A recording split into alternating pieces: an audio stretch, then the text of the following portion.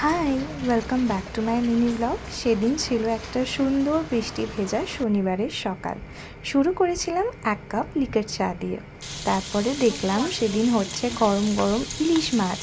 ইলিশ মাছ আমার বরাবরই ফেভারিট, মানে আমি নিজেকে হয়তো পুরোপুরি ভেজিটেরিয়ানে কনভার্ট করতে পারবো না এই ইলিশ মাছের জন্যই।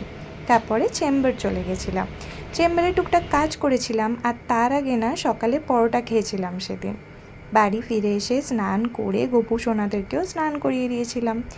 আর দুপুরের লাঞ্চে ছিল ডাল, উচ্ছে ভাজা, শাক ভাজা, আর এই যে ইলিশ মাছের সর্ষে দিয়ে ঝাল।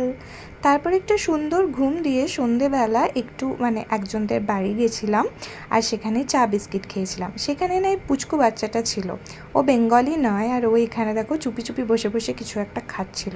সেটা কি বলছি সেটা খুব স্পেশাল আর আমারও অনেকটাই ফেভারিট একটা জিনিস। সেটা ছিল মোমো। এগুলো বাড়িতে বানানো স্টিম মোমো। হ্যাঁ, অ্যাকচুয়ালি আমরা যাদের বাড়ি গেছিলাম তারা পাহাড়ের, তাদের অরিজিনাল বাড়ি পাহাড়ে, আর তারা বাড়িতেই এত সুন্দর মোমো বানাতে পারে, কি বলবো, দারুণ একদম। তারপর সন্ধেবেলা টুপাই এসেছিল, আর টুপাইকে হাই বলতে বলায় ও একটু ওভার এক্সপ্রেশন দিচ্ছিল দেখো, প্রচণ্ড খুশি খুশি হয়ে।